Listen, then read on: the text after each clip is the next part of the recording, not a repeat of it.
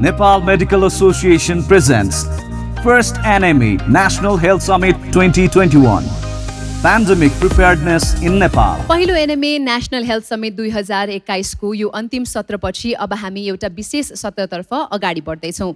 यस विशेष सत्रको विषय पनि हाम्रो समिटको थीम नै रहेको छ, पेन्डेमिक प्रिपेयर्डनेस इन नेपाल। र यो विशेष सत्रको मोडरेटरको रूपमा म अब स्टेजमा निम्त्याउन गइरहेकी छु AP1 HDका एडिटर इन चिफ टिकाराम यात्रीज्यूलाई। टिकाराम यात्रीज्यूलाई दर्शकवृन्द यहाँले उहाँको निकै नै चर्चित र लोकप्रिय कार्यक्रम तमसोमा ज्योतिर्गमयबाट पनि अवश्य चिन्नुहुन्छ होला। टिकाराम यात्रीज्यूको यस स्टेजमा आगमन सँगसँगै अब रहेको यस कार्यक्रमको प्रोसिडिङ्स म उहाँलाई ह्यान्डओभर गर्न चाहन्छु। धन्यवाद सदीक्षाजी। नेपाल मेडिकल एसोसिएसनको वार्षिक रूपमा सम्भवतः उहाँहरूले घोषणा नगरे पनि उहाँहरूले सुरु गरेको यो तदारुकता देख्दाखेरि यो वार्षिक क्यालेन्डरमै हुने समिट जस्तो यो पहिलो समिटको पनि उत्तरार्धतिरको यो सन्दर्भमा आइसक्दाखेरि यसले दिएको सन्देश, यहाँ उठेका विषय र सँगसँगै यसले उठाएको बृहत्तर महत्त्व, यसले नीतिगत तहदेखि लिएर व्यावहारिक रूपमा समेत उठाएका प्रश्नहरू सम्भवतः यो विषय खालि एक दिने दिनभरिको समिट मात्रै नभएर यो चाहिँ नीतिगत तहमा विधायिकी तहबाट पनि यसलाई घचघच्याउने मात्रै होइन, त्यसले अर्को वर्षको समिट भइरहँदाखेरि कानुन कार्यान्वयनमा जाने अवस्था आउन सक्छ भन्ने आकलन हामीले सहजै यो उपस्थिति र यहाँ दिनभरि उठेका सेसनहरूका छलफल, त्यसमा गम्भीर ढङ्गबाट आफूलाई त्यसलाई त्यो विषयलाई आत्मसात, सिंहावलोकन र सरोकार निकायहरूले त्यसलाई त्यो बृहत्तर दायित्वको अनुभूतिले पनि त्यो कुरालाई प्रकाश पार्छ पक्कै पनि। अझ त्यसमा पनि झन् 2वटा सबभन्दा महत्त्वपूर्ण निकाय कार्यकारी तहमा रहेर पनि यो विशेष गरी स्वास्थ्यसँग सम्बन्धित विषयलाई निरूपण गर्नुपर्ने विषयको चाहिँ निचोडतर्फ भनौँ, विषयको पनि निचोड प्रधानमन्त्रीज्यूले बिहान उद्घाटन गरे पश्चात यो दिनको पनि झन्डै दिन ढल्किँदै गरेको अवस्थामा हामीले यो विषयलाई चाहिँ त्यसरी संस्थागत हुन्छ भनेर गरिरहेका छौँ। नेपाल मेडिकल एसोसिएसनको आयोजना तथा ब्रान्डवर्थ प्रालीको सह आयोजनामा भइरहेको यो कार्यक्रममा म आजको यो विशेष गरी प्रकोप तयारीबारे interaction in pandemic preparedness in Nepal भन्ने शीर्षकको यो विशेष श्रृङ्खलामा म अर्थमन्त्री जनार्दन शर्माज्यूलाई हार्दिक स्वागत गर्छु।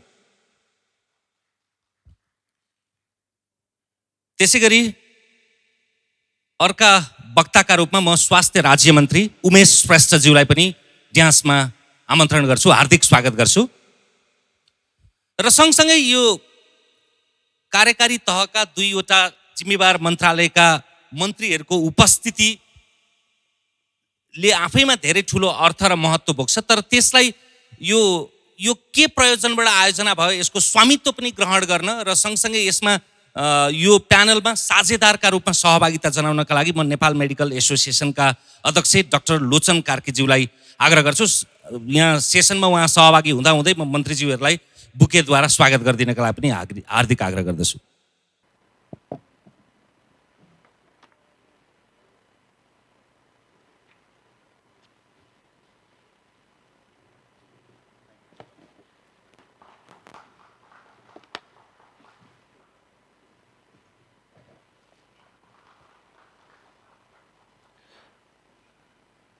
धन्यवाद।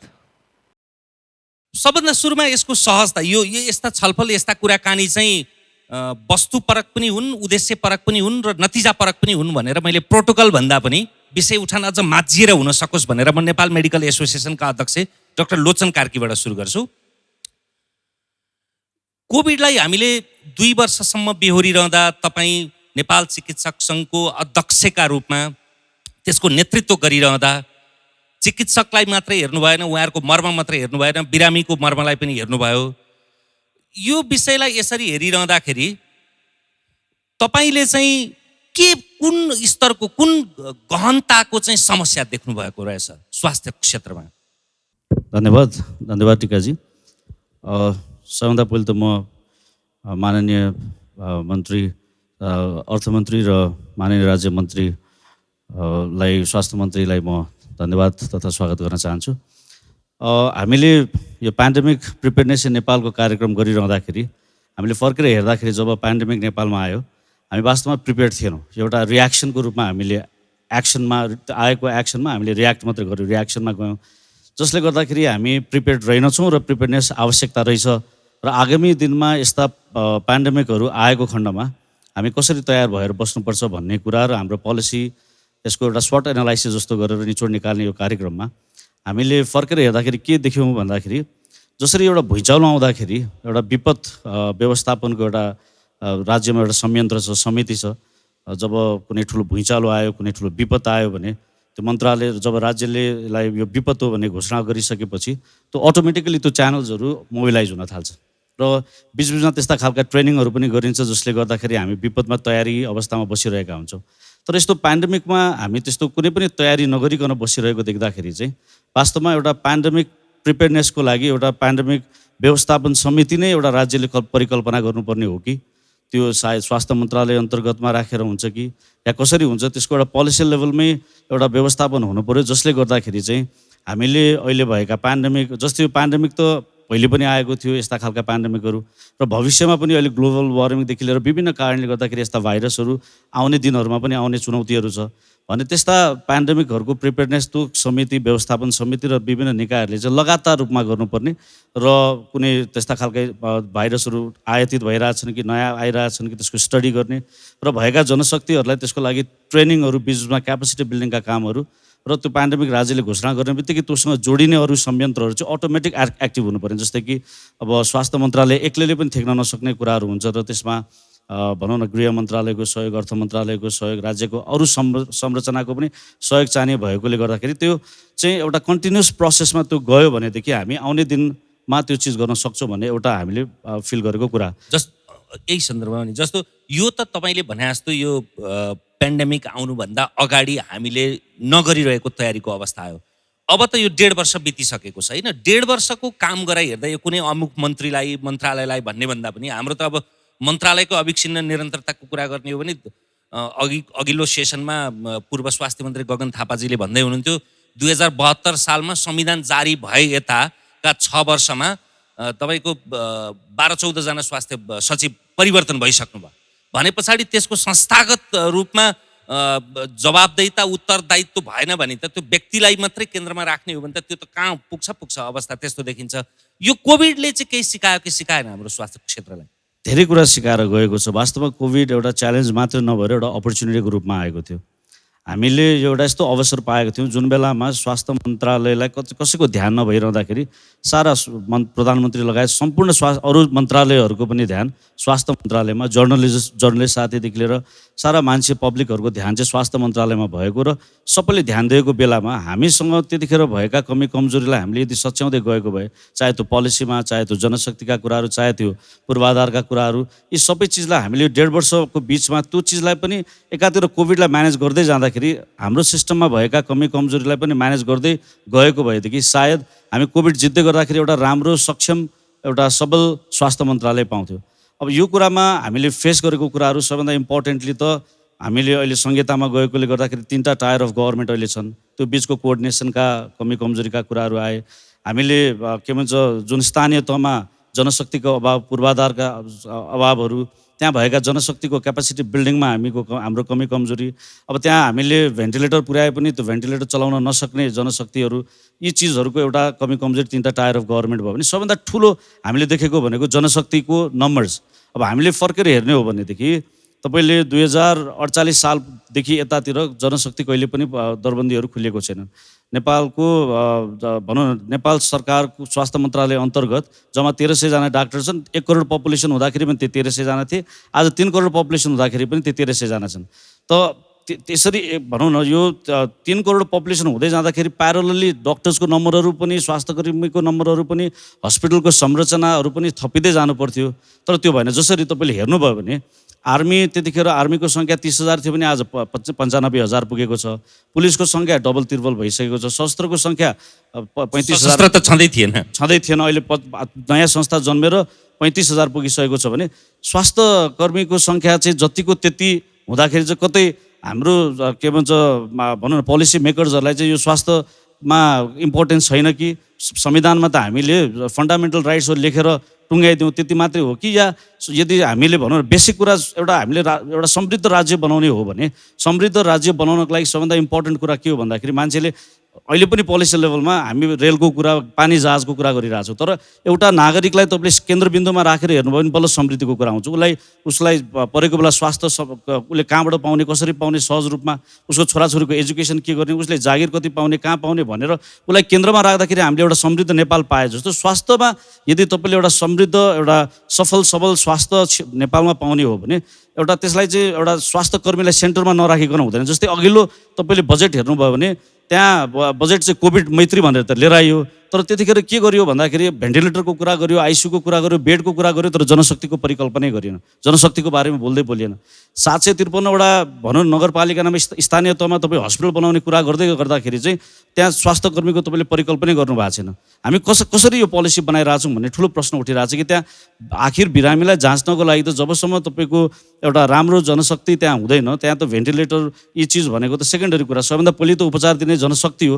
त्यो यसपालि कोभिडले पनि के देखायो भनेदेखि यति हामीसँग अभाव भयो कि केन्द्रले नै स्थानीयमा प्रदेशमा जनशक्ति पठाउनु पर्यो र अब करारमा ज्यालादारीमा स्वास्थ्य मन्त्रालयले थेक्नु पर्यो। अब यो राज्यले हामीले स्वास्थ्य जस्तो संयन्त्र राज्यले के ज्यालादारी र करारमै सधैँ चलाउने हो, या हामीले एउटा परिपक्व स्वास्थ्य प्रणाली सृजना गर्नको लागि एउटा सबल जनशक्तिहरूको तयारी गर्ने भन्ने बारेमा सोच्न बाध्य हुने बेला आएको छ। म एकछिनमा आउँछु।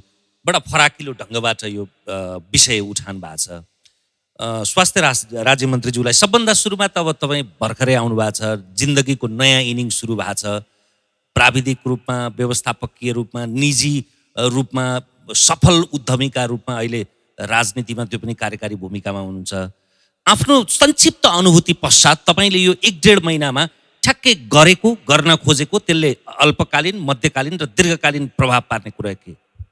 धन्यवाद यात्रीजी। कार्यक्रममा उपस्थित हुनुभएको मान्य अर्थमन्त्रीज्यू, मेडिकल एसोसिएसनका अध्यक्षज्यू र उपस्थित साथीहरू, म राज्य मन्त्री भएको 1.5 महिना करिब हुन लागेको छ। यो हामीलाई यो एउटा सिकायो, यो पेन्डेमिक यो जुन किसिमको यो अवेरनेसको प्रोग्राम आयोजना गर्नुभयो, म विशेष गरेर मेडिकल एसोसिएसनलाई धन्यवाद दिन चाहन्छु, किनभने यो पहिलो समिति यहाँले गर्न खोज्नु भएको छ। हुन त यो संस्था जेठो संस्था, 72 वर्ष पुरानो संस्था, यहाँको पूर्ण सफलताको म कामना गर्न पनि चाहन्छु। र मलाई लाग्छ यो हामीले सिक्नुपर्ने, जान्नुपर्ने र भोलिको अवस्थामा चाहिँ एउटा प्लान गर्नुपर्ने कुराहरू चाहिँ यो पेन्डेमिकले हामीलाई सिकाएको छ। पहिलो वेभले हामीलाई आतङ्कित बनायो, दोस्रो जुन चाहिँ वेभ आयो यो कोरोनाको वेभ भनौँ, यसले झन् आतङ्कित बनाएर हामीले के गर्नुपर्छ भोलिको अवस्था स्थितिमा, यो प्रिपेयरनेस कसरी गर्नुपर्छ, प्लान कसरी गर्नुपर्छ भन्ने सिकाएको छ। त्यसमा सरकार पनि सचेत भएर जानु जरुरी छ। मलाई लाग्छ मेरो यो प्याराडाइम सिफ्ट भएर म नयाँ यो चाहिँ सर्भिसमा म लागेको छु, जहाँसम्म लाग्छ अबको दिनमा भनेको सबभन्दा यो पेन्डेमिकहरूलाई चाहिँ एउटा व्यवस्थित किसिमले प्लान र सबभन्दा ठुलो कुरो भनेको चाहिँ यसलाई रोकथामको लागि हाम्रो अहिले खोपै हो। जबसम्म संसारभरि के देखियो भने यसले इकोनोमिक एक्टिभिटिजलाई कसरी असर पर्दो रहेछ, कति इम्प्याक्ट गर्दो रहेछ, साइकोलोजिकल इम्प्याक्ट के हुँदो रहेछ भन्ने कुरो चाहिँ हामीले बुझ्यौँ। सबभन्दा ठुलो कुरो यसको रोकथामै हो। रोकथामको लागि पनि यो के प्रुभ भइसक्यो भने सबभन्दा पहिलो त हामीले खोपै लगाउनुपर्छ। सम्मान्य प्रधानमन्त्रीज्यूले पनि खोप खोप खोप भन्नुभएको छ र अहिलेको सरकारले नम्बर 1 प्रायोरिटी भनेको र यो सरकारले पनि प्रायोरिटी केलाई दिन्छ भन्दा खोपलाई दिन्छ। अहिलेको अवस्था स्थितिमा 1.5 महिना अगाडिको अवस्था स्थिति हेर्नुहुन्छ भने जम्मा चाहिँ हामीले 40 लाख मात्रै खोप लाउन सकेको थियौँ। त्यो अवस्थामा जम्मा खोप भनेको चाहिँ कति आएको थियो, 97 लाख खोप आउँदाखेरि पनि 40 लाख हामीले खोप लगाउन सकेको थियौँ भने आजको 1.5 महिनाको अवधिमा हामीले 1,77 लाख खोप चाहिँ अहिले चाहिँ देशमा भित्राइसकेको छौँ, जसमा पहिलो प्राथमिकता चाहिँ के भने खोप लगाउने। खोपमा पनि जुन ट्रेडिसनल स्टाइलले जुन खोप लगाइएको थियो खालि एज फ्याक्टरलाई हेर्ने, अब हामीले के गर्यौँ भने सबभन्दा ठुलो कुरो फ्रन्टलाइनहरूलाई लगाउने, व्यापक रूपमा चाहिँ खोप लगाउने अभियान अन्तर्गत चाहिँ आजको दिनमा हामीलाई 1,77 लाख खोप चाहिँ हामीले नेपालमा भित्राइसकेको छौँ, जसमध्ये 1,11,00,000 खोप चाहिँ हामीले लगाइसकेको छौँ। त्यो खोप लगाउनु पनि के गर्यौँ भन्दाखेरि देशभरि अभियानकै रूपमा लगायौँ। जसमध्ये चाहिँ आजको दिनमा चाहिँ पहिलो खोप 57 लाख व्यक्तिहरूले लगाइसकेको छ भने दोस्रो खोप चाहिँ 55 लाख व्यक्तिहरूले लगाएका छन्। अहिले कुल जनसङ्ख्या भन्नुहुन्छ भने तपाईँको 2,15,00,000 मानौँ, किनभने 50 लाख जनसङ्ख्या विदेशमा छन्। 50 लाख बालबच्चाको लागि हो भनेको अहिलेको अवस्थामा नम्बर 1 प्रायोरिटी चाहिँ हामीले खोपलाई दिएका छौँ। अर्को कुरो काठमाडौँ भन्नुहुन्छ भने काठमाडौँमा भन्नुहुन्छ भने आजको दिनमा जम्मा चाहिँ 49% चाहिँ हामीले यहाँको जनतालाई खोप लगाइसकेको छौँ भने दोस्रो खोप चाहिँ 40%लाई चाहिँ खोप दिइसकेको छौँ भन्दाखेरि हाम्रो नम्बर 1 प्रायोरिटी सरकारको भनेको खोप लगाउने, सुरक्षाको मापदण्ड चाहिँ अपनाउने। अहिले आएको हिजो मात्रै 44 लाख खोप चाहिँ चाइनाबाट उपलब्ध भएको छ। त्यो खोप पनि हामी के गर्छौँ भन्दाखेरि विद्यार्थीहरूलाई, जहाँ चाहिँ 18 वर्षभन्दा माथिको चाहिँ विद्यार्थीहरूलाई पुरा लगाउने, अनि यो छुटेका जुन चाहिँ फ्रन्टलाइनर भनौँ, उद्योग व्यवसाय व्यापारीदेखि शिक्षक कर्मचारी जो छुटेको छ तिनीहरूलाई पनि सबै लगाउने। उत्तरी भेग 10वटा जिल्लालाई चाहिँ पुरा चाहिँ, किनभने विन्टर हुन लागेको अवस्थामा चाहिँ 10-12वटा जिल्लालाई पूर्ण खोप लगाउने, 2टै खोप लगाइदिने र जहाँ जहाँ जनघनत्व बढी छ त्यसलाई व्यवस्थित गर्ने। यो त हाम्रो खोपको व्यवस्थापन भयो। र अर्को हामी व्यवस्थापन सरकारले के गर्न खोजेको छ भने यहाँका हस्पिटल्सहरू, किनभने राज्यको दायित्व भनेको चाहिँ स्वास्थ्य र शिक्षा हो, जसमध्ये चाहिँ अहिले भएको हस्पिटललाई पनि हामीले चाहिँ अब प्रिपेयरनेस के गराउनु पर्यो भन्दाखेरि जस्तो वीर हस्पिटल भनौँ, हिजोको दिनसम्म चाहिँ वीर हस्पिटलको नयाँ विङमा चाहिँ जम्मा थोरै चाहिँ 40-50वटा बेड मात्रै थियो भन्दाखेरि आजको दिनमा सरकारले चाहिँ 100वटा एचडियू, 100वटा चाहिँ भेन्टिलेटर्स र 300वटा चाहिँ बेड र 24 घन्टा चाहिँ यो चाहिँ तपाईँको यो चाहिँ जाँच गर्ने व्यवस्थादेखि लिएर यो कोभिड-19 को लागि विशेष व्यवस्था गरेको छौँ। र भोलिको अवस्थामा जे भयो यो हस्पिटलहरूलाई चाहिँ प्रिपेयरनेस, अब थर्ड वेभको लागि पनि बालबच्चाको लागि पनि 20% चाहिँ हामीले कसरी हुनसक्छ के भन्छ बेडहरू सुरक्षित गर्नेदेखि लिएर अलिक व्यवस्थापन पक्षमा चाहिँ सुधार गर्ने। अहिले नम्बर 1 हामीले सोचेको चाहिँ यो कोभिडलाई हेर्ने, त्यसपछि राज्यको दायित्व चाहिँ यो स्वास्थ्य क्षेत्र भएको हुँदाखेरि स्वास्थ्य क्षेत्रमा एउटा सर्ट टर्म र लङ टर्मको स्ट्राटेजी बनाएर आमूल परिवर्तन गर्ने। यहाँ धेरै सम्भावना छ, यहाँ हामीले चुनौती पनि छ, यहाँ सम्भावना पनि धेरै छ। गर्दाखेरि सरकारले भोलिको दिनमा चाहिँ यो सरकारी स्वास्थ्य क्षेत्रलाई चाहिँ आमूल परिवर्तन गर्ने, यहाँ सुविधाहरू थप्ने, आमूल परिवर्तन गर्ने, पब्लिक संस्थाहरूलाई स्ट्रेन्थन गर्ने र प्राइभेटलाई चाहिँ रेगुलेट गर्ने चाहिँ सरकारले लक्ष्य राखेको हुँदाखेरि भोलिको दिनमा चाहिँ मेरो अनुभव, दक्षता, मैले गरेको कामलाई हेरेर यो सम्भावना मैले स्वास्थ्य क्षेत्रमा परिवर्तन गर्ने धेरै देखेको छु। अब म्यान पावर पुगेको, यहाँले भन्नुभयो कि अध्यक्षज्यूले म्यान पावर पनि पुगेको छैन। अर्थमन्त्रीज्यू यहाँ हुनुहुन्छ भन्दाखेरि तलदेखि ओएनएम गरेर हामीले स्थानीय सरकारमा कति म्यान पावर चाहिने हो, स्थानीय सरकारमा जिल्लादेखि लिएर प्रदेशदेखि लिएर केन्द्रका आएका जुन चाहिँ हस्पिटल्सहरू छ त्यसलाई कसरी सुधार गर्ने र कसरी हाम्रो यो पेन्डेमिकलाई भोलिको दिनमा चाहिँ थर्ड वेभ आयो भने पनि तलदेखि स्थानीयदेखि केन्द्र स्तरमा चाहिँ हामीले कसरी सुधार गरेर कसरी व्यवस्था र कसरी प्लान गर्न सकिन्छ त्यस विषयमा चाहिँ एउटा प्लान वेबाट स्ट्राटेजी बनाएर एउटा लङ टर्म र सर्ट टर्मको स्ट्राटेजी बनाएर जाने चाहिँ सरकारले सोचेको छ। जस्तो अब यो धेरै कुरा त अर्थ मन्त्रालयमा गएर ठोकिन्छ। अर्थ मन्त्रालय भनेको मन्त्रालयहरूको मन्त्रालय, उहाँलाई उत्तर दिन सजिलो हुने गरी म स्वास्थ्य मन्त्रीज्यूलाई नै, जस्तो 2048 सालको सेरोफेरोमा भएको जनशक्ति 1300 को हाराहारीको अहिले 1400 भन्दा बढ्या छैन। चिकित्सकहरू, सरकारी चिकित्सकहरू, जनसङ्ख्या जबकि 3 गुणा बढ्यो होला।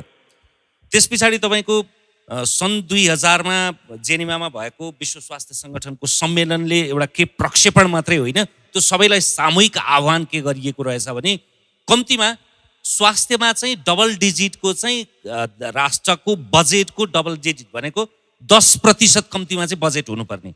हाम्रो अहिलेसम्मको अभ्यास हेर्ने भने गत वर्ष अपवाद होला त्यो कोभिड केन्द्रित भएर, नत्र भने 6-7% भन्दा बढ्न सकेका छैन। अब यो विषय प्रारम्भिक रूपमा अर्थ मन्त्रालयले, मैले 2टा कुरा भने, एउटा बजेटकै कुरा, परिमाणकै कुरा अनि अर्को चाहिँ फेरि स्वास्थ्य क्षेत्र भनेको पूर्वाधार, हस्पिटल, त्यसका इक्विपमेन्ट भनेर भन्छौँ, तर त्यसलाई सञ्चालन गर्ने जनशक्ति त झन् आधारभूत कुरा हो। यसलाई सम्बोधन गर्न तपाईँको कार्यकालमा अथवा तपाईँले त्यो उठाएको विषयलाई अर्थमन्त्रीजीले कुन रूपमा अनुमोदन गर्नुहुन्छ? पहिले स्वास्थ्य मन्त्रीज्यू। अनि यो तपाईँले ठिक कुरो भन्नुभयो। जहाँ चाहिँ हाम्रो जनशक्ति छैन, जनशक्ति हुँदैन, त्यहाँ सेवा दिन सकिँदैन। अहिले झनै हाम्रो 16 खरबको बजेटमा चाहिँ 10% नै दिने हो भने पनि 1 खरब 60 अरबको बजेट चाहिने हो। र विगत वर्षको तुलना हेर्ने हो भने चाहिँ यस वर्ष अलिकति यो पेन्डेमिक भनौँ, कोरोना भनौँ, यो कोभिड-19ले गर्दाखेरि बजेट अलि आएको छ भन्दाखेरि अहिले हामीले स्वास्थ्य क्षेत्रमा सुधार गर्ने हो भने यो 753 नै हाम्रो स्थानीय सरकार, प्रदेश सरकार, केन्द्रीय सरकारको लागि चाहिँ अब ओएनएम गरेर हामीलाई कति चाहिन्छ। अहिलेको अवस्था स्थिति हेर्ने हो भने असाध्यै हाम्रो दरबन्दीहरू, असाध्यै यो चाहिँ दरबन्दी पुगेकै छैन। अहिले भर्खरै अध्यक्षज्यूले भन्नुभयो कि आजभन्दा 10 वर्ष अगाडिको अहिले डाक्टरको दरबन्दी भनेको चाहिँ कति छ भन्दाखेरि 1300 देखि 1500 पनि छैन। 30 वर्ष अगाडि 30 वर्ष अगाडि भन्दाखेरि अब हामीलाई त मैले सरसर्ती हेर्दाखेरि अझै हामीले एउटा कमिटी बनाएर पनि कति दरबन्दी चाहिन्छ, कति हस्पिटल चाहिन्छ, कति चाहिँ प्रदेशमा चाहिने हो, कति केन्द्रको हस्पिटल छ, टोटल दरबन्दी कति चाहिन्छ भन्दाखेरि 20,000को दरबन्दीको आवश्यकता छ। दरबन्दी नभइकन, डाक्टर नभइकन, भएको जनशक्ति नभइकन सुधार गर्ने पक्षमा छैन। अब हामीले चाहिँ यो तल्लोदेखि अहिले एउटा कमिटी पनि सरकारले बनाएको छ। त्यो कमिटी बनाइसकेपछि हामीलाई एक्चुअली दरबन्दी कति चाहिने हो। दरबन्दीमा पनि दुईटा किसिमको दरबन्दी भएको छ अहिले हेर्नुहोस्। एउटा चाहिँ सरकारको दरबन्दी, एउटा विकास समितिको दरबन्दी। सरकारको दरबन्दी असाध्यै थोरै छ। हस्पिटलमा हेर्ने हो भने विकास समितिको दरबन्दी असाध्यै धेरै छ। यसलाई पनि व्यवस्थित गर्न जरुरी भएको हुँदाखेरि चाहिँ माननीय अर्थमन्त्रीज्यूलाई म के आग्रह गर्न चाहन्छु भन्दाखेरि तलदेखि अब प्रदेशदेखि हामी स्थानीय सरकारदेखि हामीलाई चाहिने हस्पिटल, स्वास्थ्य क्षेत्रमा चाहिने जनशक्ति कति हो यो हामी पुरा यो 3 महिनाभित्र हामी तयार गर्दैछौँ। त्यस तयार गरिसकेपछि अब भोलिको दिनमा चाहिँ हामीले यो स्वास्थ्य कर्मीहरूको दरबन्दी कति हो, डाक्टरको दरबन्दी कति हो, स्पेसलाइज गर्ने कति स्पेसलाइज गर्ने एमडी गरेको चाहिँ डिएम गरेको डक्टर्सहरू चाहिन्छ, त्यो पनि हामी निकाल्छौँ। निकालिसकेपछि मन्त्रीज्यूलाई मेरो के आग्रह भन्दाखेरि सबभन्दा पहिलो चिज भनेको जनशक्ति हो र रिसोर्सेस हो। त्यसको अलावा चाहिँ हस्पिटलको पूर्वाधार हो। यो चिजलाई हामीले प्रायोरिटी दिन सकिएन भने हामीले जतिसुकै जे भने पनि चाहिँ स्वास्थ्य क्षेत्रलाई सुधार गर्न सकिँदैन। त्यही भएर मेरो विनम्र आग्रह छ कि भोलिको दिनमा हामीले दरबन्दी पनि दिन सक्नु पर्यो। ओएनएम गरेर दरबन्दी कति चाहिन्छ भन्ने कुरो सरकार यो स्वास्थ्य मन्त्रालयले निकाल्छ र त्यो अनुसारको दरबन्दी चाहिँ तुरुन्त उपलब्ध गराइदिनु पर्यो। र यसको अलावा भौतिक पूर्वाधारदेखि लिएर अहिले धेरैवटा हस्पिटल्सहरूमा जुन किसिमको इन्फ्रास्ट्रक्चर, जुन किसिमको औजारहरू, मिसिनहरू हुनुपर्ने हो त्यो पनि छैन। त्यसको लागि पनि हामीले पुरा हेरेर भोलिको दिनमा अर्थ मन्त्रालयमा पुरा एउटा प्लान बनाएर लान्छौँ। हुन त यो पटकको बजेटमा नै अर्थमन्त्रीज्यूलाई भनेर खालि केन्द्रलाई मात्रै राम्रो गरेर हुँदैन, कमसेकम तल्लो लेभलदेखि, कमसेकम स्थानीय सरकारदेखि लिएर प्रदेश सरकार राम्रो हुनु पर्यो। त्यहाँबाट रिफरल भनेको केन्द्रमा आउनु पर्यो। यसरी हामीले एउटा सोच बनाएर लान सक्यो भने केन्द्र भनेको स्पेसलाइज एरियामा हामीले सुविधा दिने हो। अहिले हेर्ने हो भने पेथेटिक छ, जस्तो ट्रान्सप्लान्ट गर्नु पर्यो, डायलाइसिस गर्नु पर्यो, मुटुको केही रोग गर्नु पर्यो भने यो असाध्यै यो वेट गर्नुपर्ने अवस्था छ। त्यसलाई पनि सुधारको पक्षमा काम गर्नुपर्छ र मन्त्रीज्यूलाई, अर्थमन्त्रीज्यूलाई पनि यो अहिले आउने बजेटमा पनि केही थपिदिनुहोस्, प्रदेशलाई पनि राम्रो बनाऊ, यो चाहिँ औजारलाई पनि केही पैसा थपिदिनुहोस् भन्दाखेरि उहाँ एक असाध्य पोजिटिभ हुनुहुन्छ। त्यो विषयमा हामी छलफल गरेर भोलि कमसेकम राज्यले पनि अनुभूत गरोस् कि स्वास्थ्य क्षेत्रमा पनि यो राज्यको दायित्व हो। यसले चाहिँ पुरा बजेट विनियोजन गरेको छ। हिजोको दिनमा 5%, 6% बजेट विनियोजन गर्यो भने अब कुल बजेटको चाहिँ 10% मिनिमम पनि राज्यले चाहिँ स्वास्थ्य क्षेत्रमा चाहिँ खर्च गर्नुहुनेछ र बजेट दिनुहुनेछ भनेर आशा र विश्वास बलिएको छ। अर्थमन्त्रीज्यूको बडा सफल चुस्त गृह मन्त्रालयको सञ्चालन, ऊर्जा मन्त्रालय त अब ऐतिहासिक नै भइहाल्यो। तपाईँहरूकै पालामा उज्यालो नेपालको परिकल्पना मात्रै होइन, त्यसले साकार रूप लिएको। तर सँगसँगै अर्थ मन्त्रालयसँग केही न केही खटपट त नभनौँ, केही न केही आफूले मागेका आपूर्तिहरूलाई चाहिँ त्यसको सीमा अर्थ मन्त्रालयले लगाउँथ्यो। आज त्यो ठाउँमा तपाईँ हुनुहुन्छ। नेपालको हकमा त मन्त्रालयहरूको मन्त्रालय भनिने अर्थ मन्त्रालयमा अब त्यो सकस चाहिँ तपाईँले सुविधामा रूपान्तरण गर्नुहुन्छ कि दुईजनाले उठाएको सन्दर्भलाई जोडेर? धन्यवाद टीकाजी, मन्त्रीजी, डाक्टर साहब। पहिलो कुरा त म तपाईँको अघिको प्रश्नको अलिकति उत्तरमा थप्न चाहन्छु साथीहरूसँग तपाईँले गर्नुभएको प्रश्नको। जो कोरोना महामारी आयो यसले हामीलाई के सिकायो भन्ने प्रश्न महत्त्वपूर्ण प्रश्न हो। नीतिगत प्रश्न त्यही नै हो। त हामी तयारी बिनाको तयारीमा थियौँ। तयारी बिनाको तयारी भनेको के भने जे आइपर्छ त्यही बेहोर्ने, कुनै योजना थिएन। एकाएक हाम्रो सामु कोरोनाको महामारी आइपर्यो र हामीले त्यसलाई त्यही बाध्यात्मक स्थितिमा प्रतिवाद गर्दै, तयारी गर्दै, प्रतिरोध गर्दै हामी अगाडि बढ्यौँ र त्यसले हामीलाई धेरै कुराहरू शिक्षा दिएको छ। पहिलो कुरा त हामीसँग यस्तो महामारीको बेलामा आवश्यक पर्ने कानुन नै रहेनछ, कानुनकै तयारी थिएन। अनि संरचनागत तयारी थिएन, जनशक्तिको तयारी थिएन। धेरै कुराहरू नभइरहेको अवस्थामा पनि आज नेपालले जे सामना गरिरहेको छ यसलाई धेरै कमी कमजोरीका बावजुद, धेरै दुःख कष्टका बावजुद पनि सकारात्मक दिशातिर गइरहेको कुरा म राख्न चाहन्छु। र त्यसमा मुख्य कुरा मलाई के अनुभूत भयो भने अहिले पनि छैन। स्वास्थ्य मन्त्रालयका कतिपय त्यस्ता निकायहरू छन्, हाम्रा विश्वविद्यालयहरू छन्, तर ध्यान जानुपर्ने ठाउँ गएको छैन, अनुसन्धानमा ध्यान छैन। हामी अनुसन्धानमा ध्यान दिएनौँ भने यस्ता समस्याहरू हामीलाई भौतिक जतिसुकै तयारी गरे पनि ती सङ्कट भएर नै आउँछन्। त्यस कारणले अनुसन्धान केन्द्रित हाम्रा तयारी हुन जरुरी छ। पहिलो कुरा सिकाएको कुरा यो हो। दोस्रो कुरा चाहिँ के हो भने हामीले पावरको जति विकेन्द्रीकरण गऱ्यौँ, जति तल्लो तहलाई, स्थानीय तहलाई सशक्त बनायौँ, त्यति हामी यसलाई प्रतिवाद गर्न, प्रतिरोध गर्न, यसबाट हामी बच्न सफल हुने रहेछौँ भन्ने कुरा अहिले अर्को महत्त्वपूर्ण शिक्षा हो हाम्रो लागि। र त्यसपछिको कुरा अर्को कुरा के हो भने हामीसित भएका, राज्यसँग भएका सबै संरचनाहरू, जे संरचनाहरू छन् स्वास्थ्यसँग सम्बन्धित, ती यस्तो बेलामा राज्यले व्यवस्थापन गरेर एकीकृत गरेर चलाउन सक्नुपर्छ भन्ने अर्को कुरा महसुस भएको छ मलाई। ती सबैलाई एउटा नीति अन्तर्गत चलाउन सक्नुपर्छ। त्यो कुरा हामीले व्यवस्थापन गर्न सकेनौँ यो बिचमा।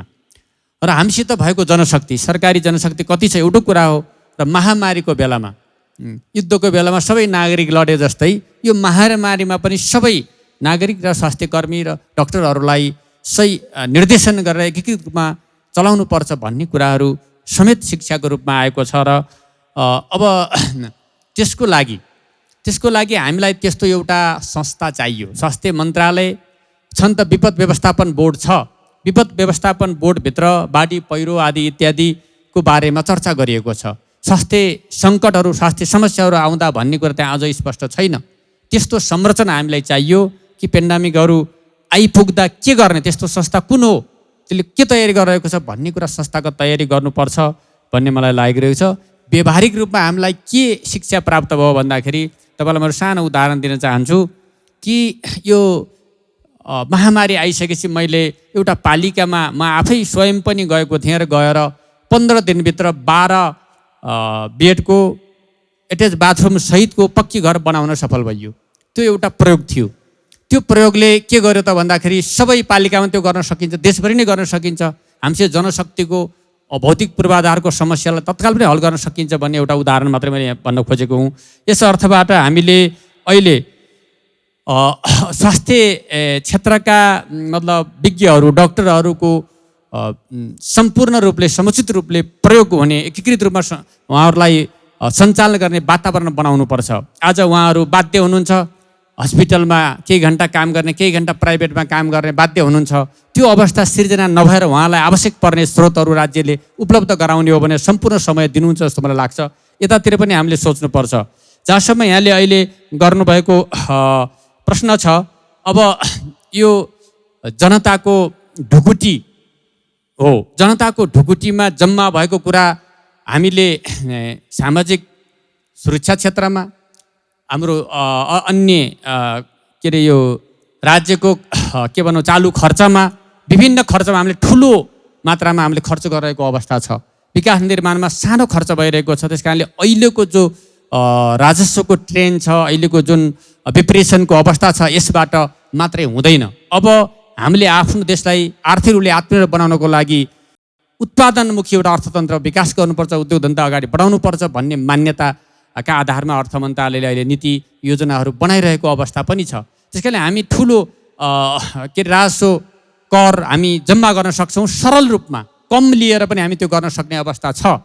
व्यवस्था राम्रो हामीले गर्न सकेमा पहिलो मेरो अनुभूति यो छ भने, दोस्रो कुरा के हो भने स्वास्थ्य क्षेत्र जनताको मौलिक अधिकारको रूपमा हामीले स्पष्ट रूपमा परिभाषित गरिसकेका छौँ। स्वास्थ्य, शिक्षा, रोजगार लगायतका कुराहरू, त्यसमा अहिले प्राथमिक भएर आएको स्वास्थ्य छ।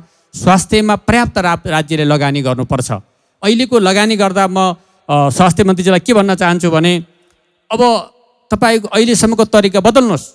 अहिले डाक्टरहरूलाई पढाउने काम भइरहेछ, 10% कोटा दिइरहेको छ। अब त्यो कोटाको तरिका बदल्नुहोस्। हरेक पालिकाबाट 10-10 जना डाक्टर पढाउँ है। हरेक पालिकाबाट 10-10 जना डाक्टर पढाइयो भने 7,000 डाक्टर, 8,000 डाक्टर पुग्छ। 8,000 डाक्टर फिल्डमा काम गर्छ। विज्ञहरू हामीसित छ, विज्ञहरूलाई पनि प्रदेशमा हामी त्यहाँ केन्द्रित गरौँ, त्यहाँ राखौँ। अहिले 1,000 बेडको हस्पिटल प्रत्येक प्रदेशमा बनाउने भन्ने नेपाल सरकारको तर्फबाट मैले प्रस्तुत गरेको छु। 1,000 बेड पुर्याउने, साधन स्रोत सम्पन्न गराउने त्यसलाई, र त्यहाँ अध्ययन अनुसन्धानदेखि त्यहाँ प्रदेशको सबै कुरा काठमाडौँ आउनु पर्दैन, सबैलाई काठमाडौँ आउने वातावरण बनाउने होइन। त्यस कारणले ती संरचनाहरू पनि बनाउने गरी, र अहिले मैले अस्ति स्वास्थ्य मन्त्रीजीलाई भनेको छु, डायलोसिस गर्ने मान्छेले पालो पुरेको छ धेरै, 200वटा डायलोसिस ल्याएर एउटा ठुलो टहरो बनाएर 2 महिना हामीले किन राख्ने, उहाँहरूलाई सेवा किन नदिने भन्दा दिन सकिन्छ। त्यो स्रोतको समस्या छैन, हामीले गर्ने इच्छा शक्तिको कुरा हो। त्यसो गऱ्यो भने हामी सक्छौँ, र स्वास्थ्य क्षेत्रमा बजेट आवश्यक पर्याप्त बजेट विनियोजन गर्नुपर्छ भन्ने मेरो मान्यता रहेको छ, र त्यसको लागि बजेट पनि त्यही अनुसारले बजेट वृद्धि गर्ने, हामीले त्यसको राजस्व वृद्धि गर्ने कुरामा पनि लाग्नुपर्छ भनेर त्यही अनुसारको मैले अहिले काम पनि गरिरहेको छु। म लोचन सरसँग एकछिनमा आउँछु। स्वास्थ्य मन्त्रीज्यू, जस्तो मेडिकल एसोसिएसनको आयोजना भएका कारणले मैले बिहानदेखि यो विभिन्न सत्रहरूमा उठेका विभिन्न आयामका चर्चाहरू सुन्दाखेरि चाहिँ यसको चुरो कुरो त धेरै होलान्, तर त्यसमध्ये पनि जनशक्ति चाहिँ सबभन्दा प्राथमिक कुरा जस्तो रहेछ क्या। त्यसका 2-3वटा आयामबाट अघि चर्चा गरिए जस्तो जनसङ्ख्याको अनुपातको चिकित्सक त नहुनु, सरकारी स्थायी चिकित्सक 48 सालदेखि अहिलेसम्म एकजना पनि नथपिनु, एउटा त्यो समस्या। दोस्रो चाहिँ स्वास्थ्य सेवा ऐन र साधारण अर्को सिभिल ल, यी 2टा ऐनलाई चाहिँ मिसाइएको रहेछ। 2030-32 सालदेखि तयारी भएर 2052-53मा लागू भएको, त्यति एकदमै मन्थन गरेर तयार गरिएको त्यो ऐन चाहिँ सङ्घीयताका कारणले अहिले त्यो खारेज भयो। त्यस्तै समस्या शिक्षामा पनि होला। त्यसैले यो त विशुद्ध प्राविधिक क्षेत्र हो, तर यसलाई चाहिँ सामान्यकृत गरेर हेर्दाखेरि त्यसको एकदमै ठुलो असर। अनि जहाँसम्म पारिश्रमिकको कुरा छ, सामान्यतया चिकित्सकले पाउने पारिश्रमिक र त्यही तहको त्यही लेभलको अर्को कुनै सेवाबाट पारिश्रमिक पाउने त्यो समानताको सिद्धान्त भएले उस्तै होला। 44,000 पाउने, अझ कट्टासट्टा गरेर 38,000 पाउने रहेछ। तर के कुरा फरक हुन्छ भने, एउटा निजामती कर्मचारी चाहिँ उसका लागि 10 देखि 5 को मात्रै उत्तरदायित्व हुन्छ, तर एउटा चिकित्सकका लागि 24 घण्टा उसका लागि उत्तरदायित्व हुन्छ। राति बिरामी भयो भनेर बोलाउँदाखेरि पनि ऊ जवाबदेही उत्तरदायी हुनु पर्यो। अब यदि त्यो पढ्दाखेरि गरेको लगानीलाई लगानीको रूपमा नहेर्ने हो भने पनि तपाईँले आफै सरकारले तपाईँको MBBS गर्दा 40 लाख खर्च गरिरहेछ, MD गर्दा 1 करोडभन्दा बढी खर्च हुन्छ। निजी स्तरबाट पढ्दा त्यो घनत्वको लगानी हुन्छ, तर सरकारी सेवामा आउँदा त्यस्तो टिटलाग्दो अवस्था छ। कसरी अनि पलायन नभएर के हुन्छ? तपाईँले भ्यालिड क्वेसन सोध्नुभयो। भर्खरै अर्थमन्त्रीज्यूले भन्नुभयो कि अहिले प्रत्येक प्रदेशमा चाहिँ 1000 बेडसम्मको संस्थाहरू बनाउने, र अहिले सरकारले स्वास्थ्य मन्त्रालयले के सोचेको छ भन्दाखेरि अब मेडिकल कलेजहरू पनि प्रदेशमा आफ्नै बनाउनु पर्यो। यसमा एउटा छुट्टै कमिटी बनाएर अब आउने वर्षदेखि नै सरकारी संस्थाहरूमा त्यहाँ हस्पिटल छ, खालि हामीले बेसिक साइन्सको कोर्स मात्रै गर्नुपर्ने हो, एउटा कमिटी बनाएर प्रत्येक प्रदेशमा 7वटा प्रदेशमा सरकारको मेडिकल कलेज हुनु पर्यो, जसमध्ये पोखरामा तुरुन्तै स्थापना गर्न सकिन्छ। गेटादेखि लिएर सुदूरपश्चिमको भनौँ, त्यहाँ भौतिक पूर्वाधार भइसकेको छ भन्दाखेरि नम्बर 1 हामीले म्यान पावर हेर्ने हो भने अहिले नेपालमा र नेपाल बाहिर हेर्ने भने 1500 देखि 2000 डक्टर्सहरू बन्न चाहन्छ। नेपालमा चाहिँ कोटा नभएर बाहिर जान चाहन्छन्।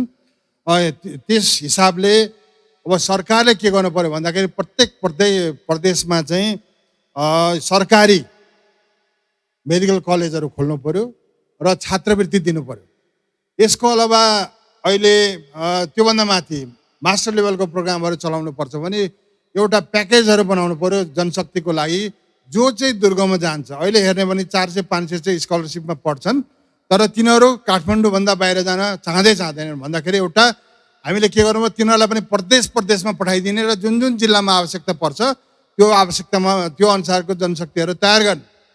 यसको अलावा हामीलाई 19वटा मेडिकल कलेज छ भने प्रत्येक मेडिकल कलेजहरूलाई पनि रेस्पोन्सिबल दिनु पर्यो, जिम्मा दिनु पर्यो र दरबन्दीहरू थप्नु पर्यो। अहिले अध्यक्षज्यूले पनि भनिसक्नु भएको छ कि अब हामीलाई दरबन्दी नथपिकन मेरो आँकडामा ओएनएम गर्ने, अघि नै मैले भनिसकेँ कि यो प्रत्येक पालिकादेखि लिएर प्रदेशदेखि लिएर केन्द्रमा चाहिँ कति दक्ष जनशक्ति चाहिन्छ फेज गरेर दरबन्दी थपेर स्वास्थ्यमा दरबन्दीहरू बढाउन आवश्यक छ। र अर्को कुरो, यहाँ धेरै दुविधा, 1-1.5 महिनाभित्रै मैले यस्तो भेटेँ कि त्यहाँ चाहिँ वीर हस्पिटल भन्नु बित्तिकै त्यहाँ चाहिँ वीर हस्पिटलको दरबन्दी सरकारको असाध्यै थोरै छ। यसको 4 गुणा बढी चाहिँ के छ भने विकास समितिको दरबन्दी छ।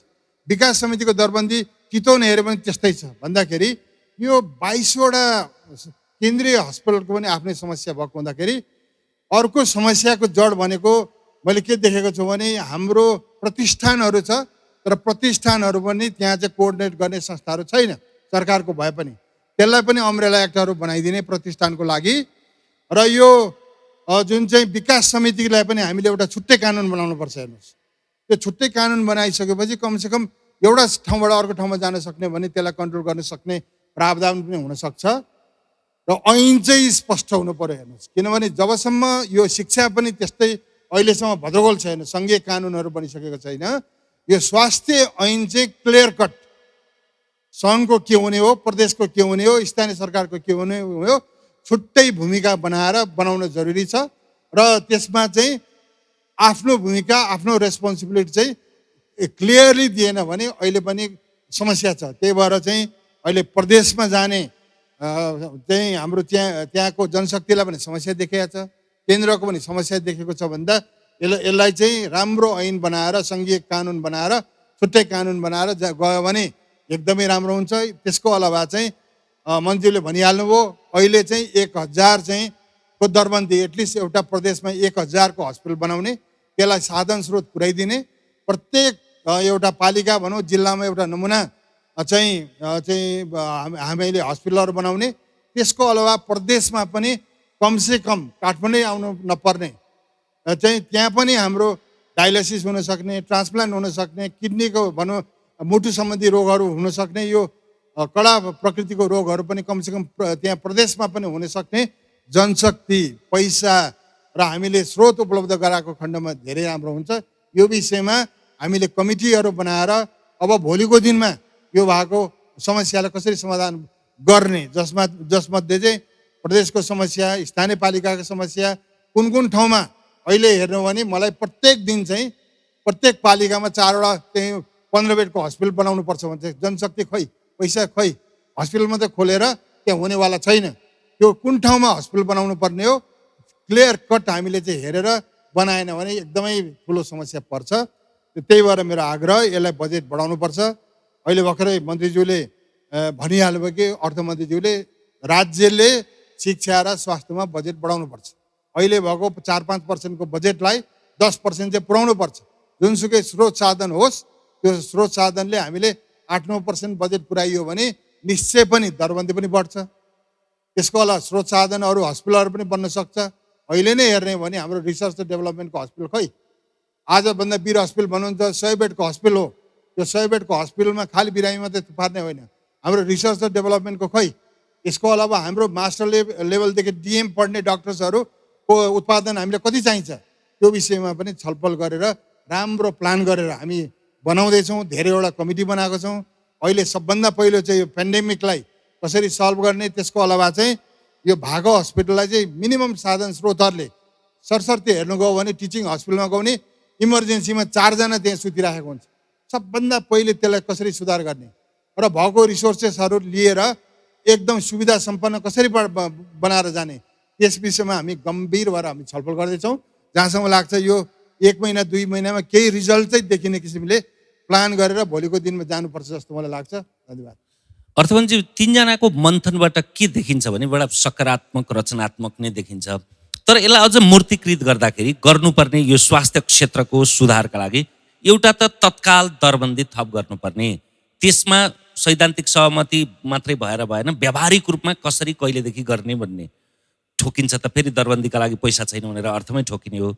दोस्रो कुरा, जसरी विपद व्यवस्थापन प्राधिकरण भनेर प्राकृतिक विपदलाई हेर्नलाई त्यो निकाय गठन भएको छ, त्यस्तै स्वास्थ्यलाई हेर्ने त्यस्तै एउटा शक्तिशाली अधिकार सम्पन्न निकाय हुनु पर्यो। फेरि विपद व्यवस्थापन प्राधिकरण बन्न त बनाएको छ, जम्मा 35 जना कर्मचारी रहेछन्। अनिल पोखरेलजीको गुनासो त्यस्तै छ।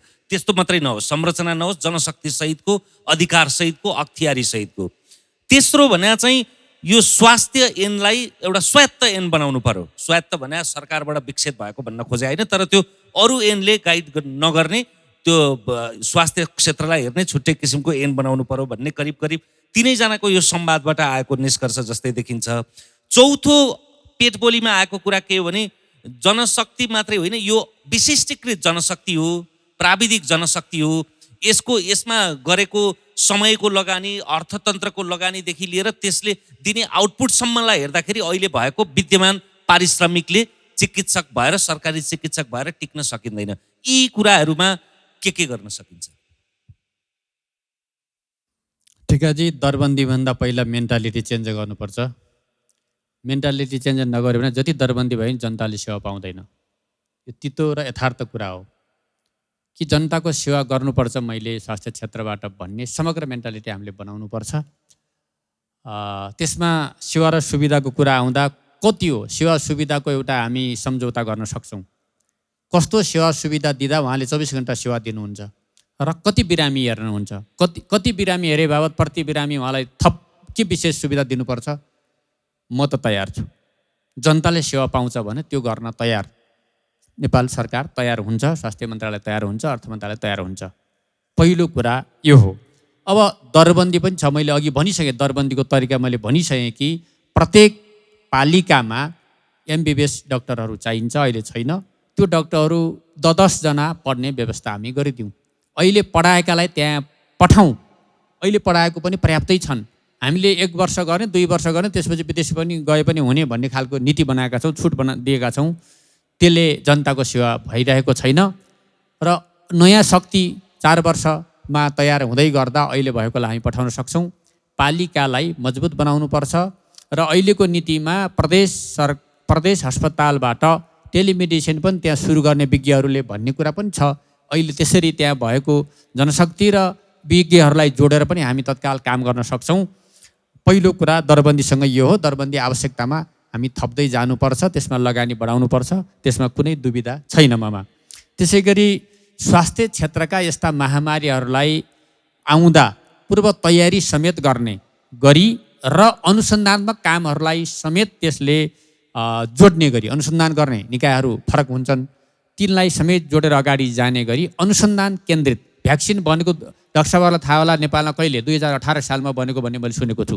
2018 सालमा नेपाल भ्याक्सिन बनाउन सक्ने नेपाल आज त्यो अनुसन्धान कहाँ गयो? आज रेबिजको सुईहरू आज कहाँबाट आइराखेको छ? आज त्यति बेला दिने तमाम का भ्याक्सिनहरू आज कहाँबाट हामी लिइरहेका छौँ भन्दा अनुसन्धान थप भएको छ। त्यस कारणले यसलाई हामीले थाल्ने गर्नुपर्छ। आज हामीले भ्याक्सिन किन्न भर्खरै स्वास्थ्य मन्त्रीले भन्नुभयो अहिले त आछ 40 लाख 64 लाख कति, त्यसपछि के लाउने? हामीलाई फेरि अहिले कहाँ हार गुहार गर्न परिरहेको छ। हामी किन उत्पादन गर्न सक्दैनौँ? हामी पनि सक्छौँ, हामीसित पनि जनशक्ति छ। त त्यसको लागि के सेवा, के सुविधा चाहियो, के सहुलियत चाहियो सरकार दिन तयार छ। त्यतातिर पनि हामी ध्यान दिनुपर्छ र संरचना पनि सँगसँगै बनाउनुपर्छ। स्वास्थ्य ऐनको बारेमा छलफलहरू नभएका होइन, पर्याप्त भएका छन्। त्यसलाई विशिष्टकृत ऐनको रूपमा, स्वायत्त ऐनमा भन्दैन, विशिष्टकृत ऐनको रूपमा बनाउनुपर्छ ताकि उहाँहरूको समस्याहरूलाई समाधान गर्ने, उहाँहरूको क्षमता अभिवृद्धि गर्ने, उहाँको सेवाहरूको अपग्रेड गर्ने लगायतका कामहरू त्यहाँ हुन् भन्ने कुराहरूमा म सकारात्मक रूपले त्यसलाई मतलब भन्न चाहन्छु। त्यसलाई अगाडि बढाउन सकिन्छ र त्यति मात्रै होइन। यो ऐनको छलफल हुँदा मैले भनेको थिएँ कि 12औं तह भनेपछि काठमाडौँ मात्रै दरबन्दी हुनुपर्ने, कर्णाली पनि चाहिन्छ भनेर मैले राखेको थिएँ कुरा। कर्णाली पनि चाहिन्छ, किन नजाने? विज्ञहरू जानु पर्दैन त्यहाँ जनताको बिचमा, त्यहाँ आवश्यक हुँदैन, त्यहाँ अनुसन्धान गर्नु पर्दैन भन्दा पर्छ। त्यस कारणले मैले अघि भनेको कुरा 1000 बेड भनेको बेड भनेको होइन, 1000 बेड भनेको त्यो अनुसारको जनशक्ति, त्यो अनुसारको विज्ञ, त्यो अनुसारको सेवा पनि भनेको सँगसँगै त्यो बनाउने लक्ष्य छ। र पालिका स्तरमा कमसेकम 10 जना एमबिबिएस डाक्टर भयो भने सायद त्यसले हाम्रो तत्कालको एउटा समस्यालाई हल गर्छ भन्ने मलाई लागिरहेको छ। यहाँ कुरा स्रोतको होइन, स्रोत अहिले ऋण लिएर तालिममा खर्च भइरहेछ भने हामी त्यो ऋण बन्द गर्न सक्छौँ र हामी स्वास्थ्य क्षेत्रमा पूर्वाधार बनाउने, जनशक्ति निर्माण गर्नेमा हामी छैन भने ऋण लिएर पनि राज्यले गर्न सक्छ। स्रोतको समस्या होइन, समस्या समग्र योजनाको प्लानिङको व्यवस्थापनको हाम्रो मेन्टालिटीको हो। त्यस कारणले स्रोतको समस्या मलाई लाग्दैन। यत्रो जनता छ, जनताको यो सम्पत्ति छ, यो जनताको सम्पत्तिको मूल्याङ्कन गरौँ भनेको थिएँ मैले। मूल्याङ्कन गरौँ, हिसाब कसरी बढ्छ भन्दाखेरि त्यसलाई फेरि एक थरीले अर्को ढङ्गले बुझ्ने पनि गरिरहेका छन्। त्यस कारणले हामीले गऱ्यौँ भने हामीसित स्रोतको कमी हुँदैन, लगानीको कमी हुँदैन। लगानी हामी तयार गर्न सक्छौँ, भित्र्याउन सक्छौँ, ल्याउन सक्छौँ, तर व्यवस्थित एउटा प्लान, व्यवस्थापकीय सङ्कट छन् हाम्रा। व्यवस्थापनको कला, क्षमता, चुनौतीहरू आउँदा चुनौतीलाई सामना गर्ने व्यवस्थापकीय क्षमताको आवश्यकता पर्छ। त्यसको विकास गर्नुपर्ने छ। डाक्टर साहबहरूलाई म के भन्न चाहन्छु, यहाँबाट अपिल गर्न चाहन्छु भने के सेवा सुविधा चाहियो डाक्टर साहबहरूलाई, ल सम्झौता गरौँ, 24 घन्टा त्यही सेवामा लाग्ने सम्झौता गरौँ र अगाडि बढौँ। त्यसको लागि सरकार तयार हुन्छ। समस्या स्रोतको होइन सोचको भन्ने निष्कर्ष। अब डाक्टर लोचनतिर आयो प्रश्न। तपाईँ अघि प्रश्न गर्ने ठाउँमा हुनु त उत्तर दिने ठाउँमा, हामी उत्तरार्धमा पनि छौँ। यो प्रश्नलाई उदार छ सरकार, राज्य उदार छ, राज्य कोष पनि छ, तर त्यो सोच हुनु पर्यो, एउटा सकारात्मक सौदाबाजी गरौँ भन्ने कुरा आइरहेछ। होइन, एकदमै राम्रो कुरा आयो। सबभन्दा पहिले त मैले यो कोभिड पछाडि चाहिँ मलाई के लागेको थियो भने हामी स्वास्थ्यकर्मीलाई हेर्ने नजरिया अलिकति परिवर्तन हुन्छ कि जस्तो लागेको थियो। र सीताले रामायण पढ्दा एकचोटि अग्नि परीक्षा दिएको रहेछ। हामी चिकित्सकहरूले त पटक पटक यो परीक्षा दिइसकेका छौँ। चाहे तपाईँको भुइँचालो आउँदाखेरि, सबै भवन हल्लिरहँदाखेरि हामी चिकित्सकहरू अपरेसन थिएटरमा त्यतिखेर पनि काम गरिरहेको थियौँ। अहिले कोभिडको बेलामा अरूले सार्वजनिक बिदा पाएर घरमा बसिरहँदाखेरि आफ्नो परिवार नभनिकन सीमित स्रोत साधनमा हाम्रा चिकित्सकहरूले थुप्रै, कति हामीले जीवन पनि गुमायौँ, कति साथीहरू पनि गुमायौँ। अहिले अब काम गर्न नसक्ने भएर पनि बस्नुभएको छ र सबै चिज छोडेर हामीले गरेको प्रमाण अहिले पनि अगाडि नै छ।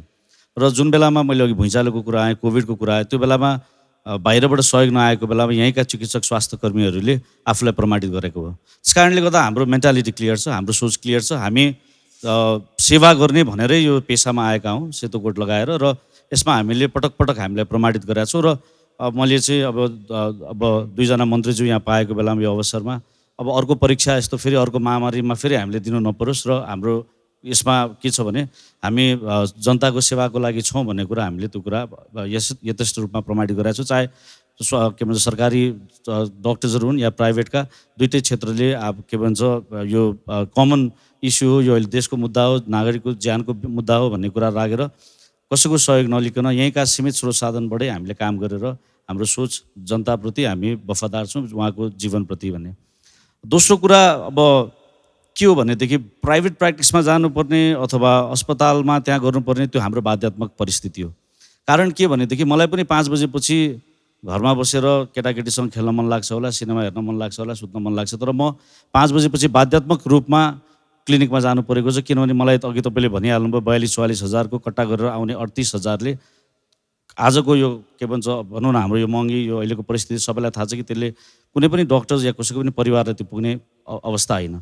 र यदि के भन्छ हामीलाई एउटै अस्पतालमा त्यो एउटा हामीलाई भनौँ न डे टु डे लाइफमा एउटा डिग्निफाइड लाइफ बाँच्ने चिज हुन्छ भने हामीले अब एकदमै के भन्छ यो चाहियो त्यो चाहियो भनेको होइन, तर एउटा सर्भाइभल हुन सक्ने चिज पाइन्छ भनेदेखि कोही पनि डक्टर, मलाई म ग्यारेन्टीका साथ भन्छु, कसैलाई पनि 4वटा हस्पिटल कुद्ने मन पनि छैन, त्यो अब के भन्छ इच्छाले पनि हामीले हेर्नु यो बाध्यात्मक हो। त्यस कारणले गर्दा त्यो जुन मन्त्रीज्यूले भन्नुभएको छ बसेर यो गरौँ, यसमा एकदमै हामी सकारात्मक छौँ। एउटा भनौँ न अहिलेको स्यालेरी वास्तवमा रिभाइज गर्नुपर्ने खालको छ। यसलाई कसरी गरिन्छ, बरु एउटै अस्पतालमा काम गर्ने वातावरण हुँदाखेरि पेसा डाक्टरलाई पनि सजिलो, बिरामीलाई पनि सजिलो हो, र यसलाई हामी एकदमै हामीले मागेको कुरा पनि यही नै हो। र अर्को स्वास्थ्य ऐनको कुरामा हेर्नुहोस्, यो वास्तवमा विशिष्टीकृत सब्जेक्ट हो भन्ने कुरा त यो कोभिडले पनि प्रमाणित गरेको छ। सेना विशिष्टीकृत भएकोले गर्दा सेनाको आफ्नै ऐन छ, पुलिसको आफ्नै ऐन छ भने अहिले आएर जब स्वास्थ्य ऐन विशिष्टीकृत थियो भन्ने कुरा आवश्यकता त्यत्रो लामो समयबाट सोचमा आएर 2000 भनौँ 56-55-56तिर जुन आयो, अब अहिले हामी फर्केर आएर त्यो गरेर निजामतीमा छिराउनु भनेको त हामी फेरि फर्केर त्यही 2050 सालको सेरोफेरोमा जानु, बरु त्यसमा भएका कमी कमजोरीलाई कसरी अगाडि बढाउनुपर्छ भन्ने कुरा त हामी त्यतातिर लाग्नुपर्छ, होइन भने हामी उल्टो बाटो हिँडिरहेका छौँ। किनभने स्वास्थ्य वास्तवमै विशिष्टीकृत क्षेत्र हो र यसका बेग्लै प्राविधिक कुराहरू छन्, जुन अब कोभिडमा हामीले थाहा पायो अरू पेसा जस्तो होइन, बिरामीका कुराहरू छन्, टेक्निकल कुराहरू छन्, त यसलाई हेर्ने नजरिया र गर्ने कुराहरू चाहिँ बेग्लै नै हुनुपर्छ। र कानुन मन्त्रीज्यूले भने जस्तो कानुनका कुराहरू पनि छन्। अब स्वास्थ्य ऐनको हामीले कानुनका कुरा गऱ्यौँ, हेल्थ प्रोफेसनल प्रोटेक्सन एक्ट यो बिचमा आएको थियो अध्यादेश मार्फत, यसलाई पनि हामीले कानुनको रूपमा ल्याउनु पर्ने छ। यसमा आएको छ तर बिचमा अहिले यो सब के भन्छ विभिन्न अध्यादेशको अहिले प्रब्लम परिरहेकोलाई हाम्रो त्यो पनि प्रब्लममा परिरहेको छ, किन सुरक्षाका कुराहरू छन्। र अर्को भ्याक्सिनको एकदमै सही भन्नुभयो मन्त्रीज्यूले, भ्याक्सिन नेपालमा पहिलोचोटि के अरे फार्मेसी कम्पनी खुल्दाखेरि पहिलो प्रडक्सन गरेकै नेपालले भ्याक्सिन हो, ट्याब्लेटबाट सुरु गरेको होइन, भ्याक्सिनबाटै गरे हो। एनिमल भ्याक्सिन्सहरू हो 2018तिरै होला, एनिमल भ्याक्सिन्सहरूबाट सुरु भयो र गर्न नसकिने होइन। तर त्यसमा पनि कानुनका यसपालि पनि भनौँ न हामीले भ्याक्सिन ल्याउनलाई, थर्ड फेज ट्रायलका औषधिहरू युज गर्नलाई इमर्जेन्सी युज अथोराइजेसनका कानुनहरू पनि त्यतिखेर बाधा भएर अहिले पनि त्यो अध्यादेश मार्फत आएका छ, त्यसमा पनि कानुनी कुराहरूलाई हेर्नुपर्ने हुन्छ जस्तो लाग्छ। र आज हामीले वास्तवमा त्यो जुन चिकित्सकहरूको स्यालेरी यो कुराहरूलाई वास्तविक टड्कारो रूपमा किन हेर्न जरुरी छ भने, होइन भने आज हेर्नुहोस् थुप्रै चिकित्सकहरू यहाँ भएका चिकित्सकहरू बाहिर गएको अवस्था, मलदिप्समा अहिले 300भन्दा ज्यादा नेपाली डक्टर्सहरू छन् र मलदिप्सको हेल्थ केयर सिस्टम नेपाली डक्टरले थेक्दिएको अवस्था हो। र झन् यो कोभिड पछाडि त जुन हाम्रो डक्टर्सहरूले जुन देखाएको छन्, आफ्नो के भन्छ प्रमाणित गरेका छन्, त्यो हिसाबले बाहिरतिर जाने क्रम एकदमै बढ्छ र अझ उनीहरूलाई बोलाउँछन् जस्तो मलाई लाग्छ। त्यस कारणले यी चिजहरूलाई एड्रेस गर्नुपर्ने हुन्छ जस्तो लाग्छ। र म चाहिँ मेडिकल एसोसिएसनको तर्फबाट के चाहिँ भन्छु भने हाम्रो सोच क्लियर छ, हामी आफू यो गर्नलाई तयार छौँ। मन्त्रीज्यूको कुरालाई हामी एकदमै सकारात्मक लिएर हामी बसेर छलफलमा अगाडि बढ्न तयार छौँ। धन्यवाद।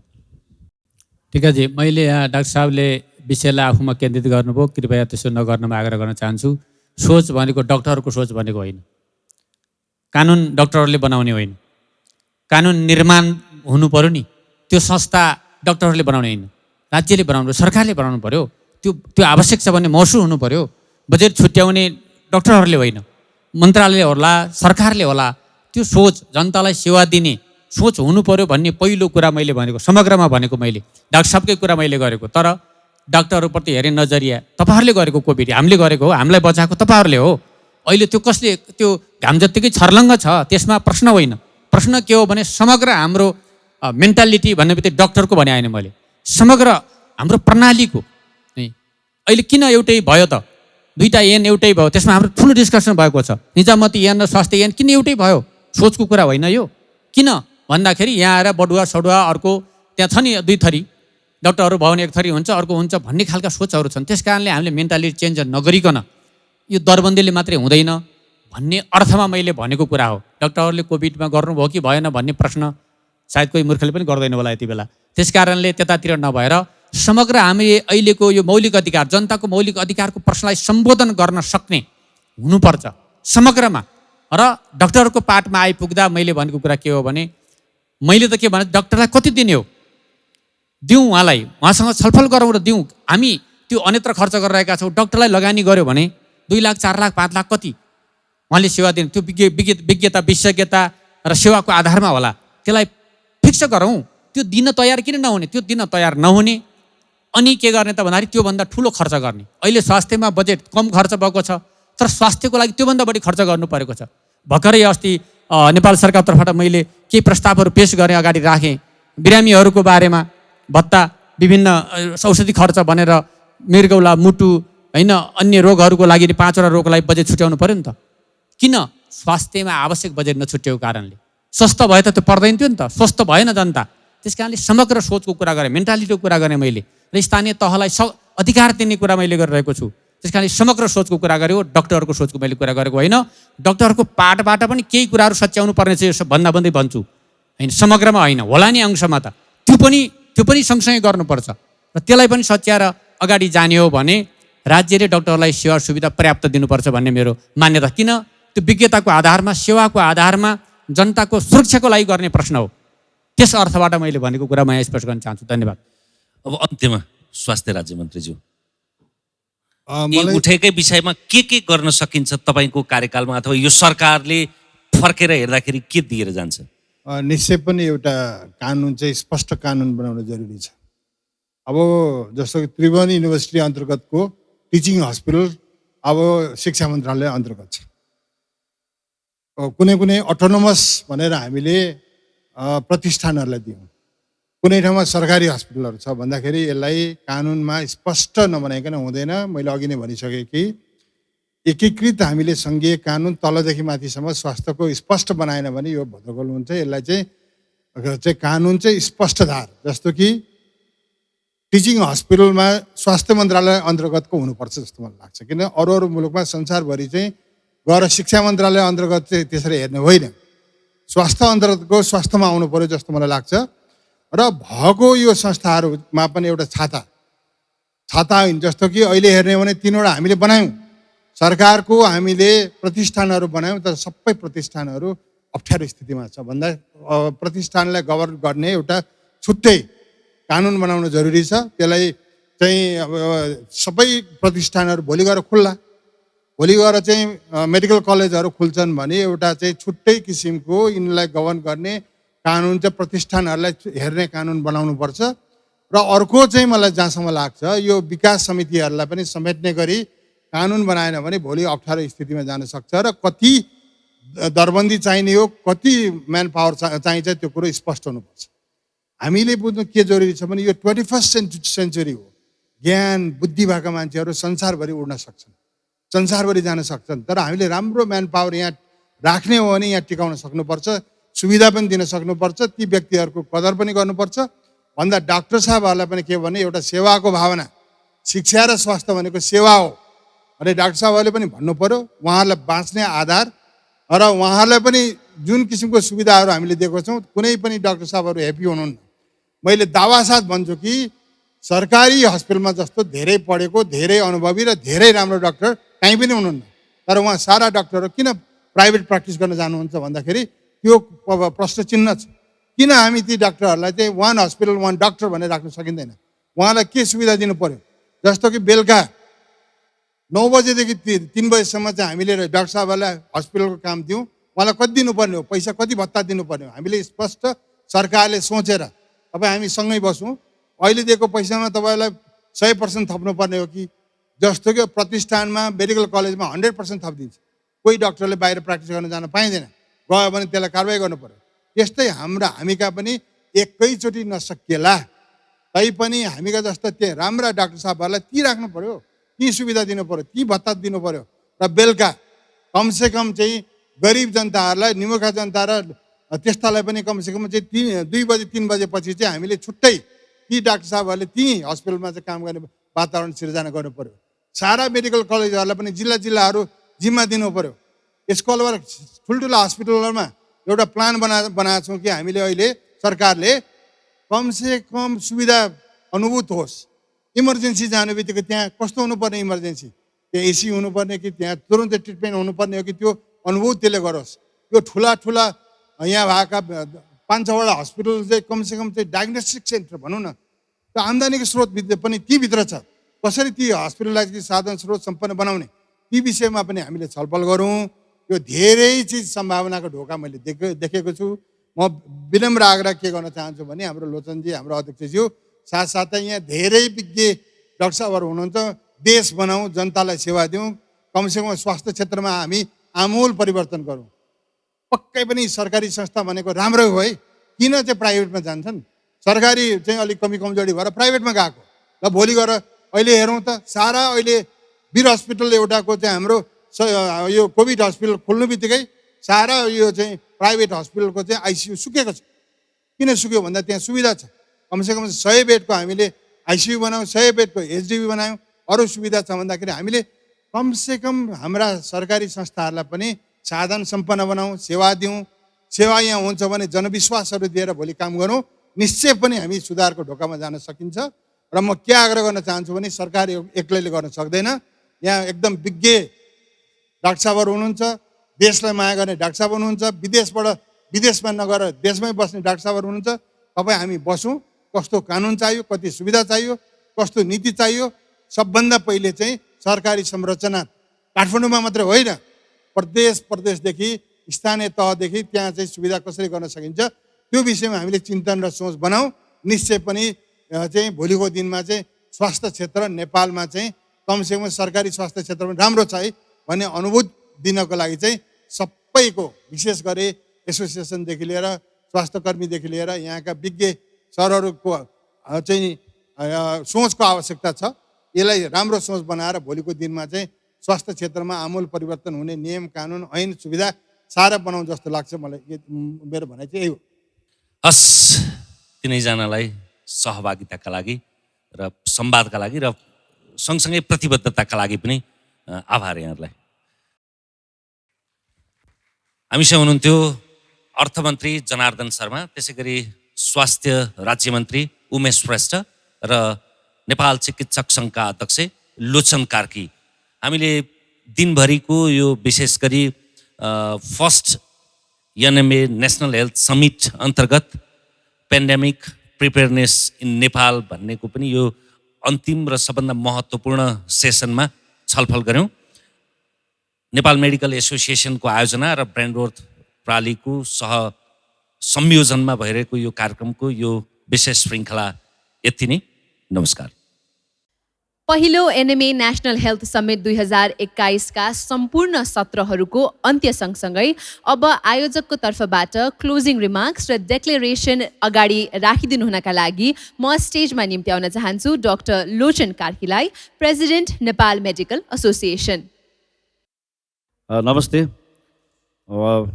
म first NMA national health summit 2021 मा सहयोग गर्ने हुने सम्पूर्ण महानुभावहरूलाई धन्यवाद दिन चाहन्छु। सर्वप्रथम सम्माननीय प्रधानमन्त्री श्री शेरबहादुर देउवाज्यू, अर्थमन्त्री माननीय जनार्दन शर्माज्यू, स्वास्थ्य राज्यमन्त्री श्री उमेश श्रेष्ठज्यू, स्वास्थ्य सचिव डाक्टर रोशन पोखरेल, अर्गनाइजिङ कमिटीका chair doctor Kedar, co chair doctor Anjani Kumar Jha, scientific कमिटीका डाक्टर कुसुम थापा लगायत उहाँको टिम, एडभाइजरी कमिटीको टिम, स्वास्थ्य मन्त्रालय, स्वास्थ्य विभाग, WHO विशेष डाक्टर राजेश र उहाँको team, Nepal Medical Council, NHRC र विभिन्न थिममा उपस्थित भइदिनुभएका चेयर अनि प्यानलिस्ट, मोडरेटर्स, JNMA का टिम डाक्टर एन्जल अनि doctor Sujit, co creation partner ब्रान्डवर्थ र विशेष मोहन गजुरेलज्यू र उहाँको टिम, मिडियामा सहयोग गर्ने हुने हेल्प पोस्टबाट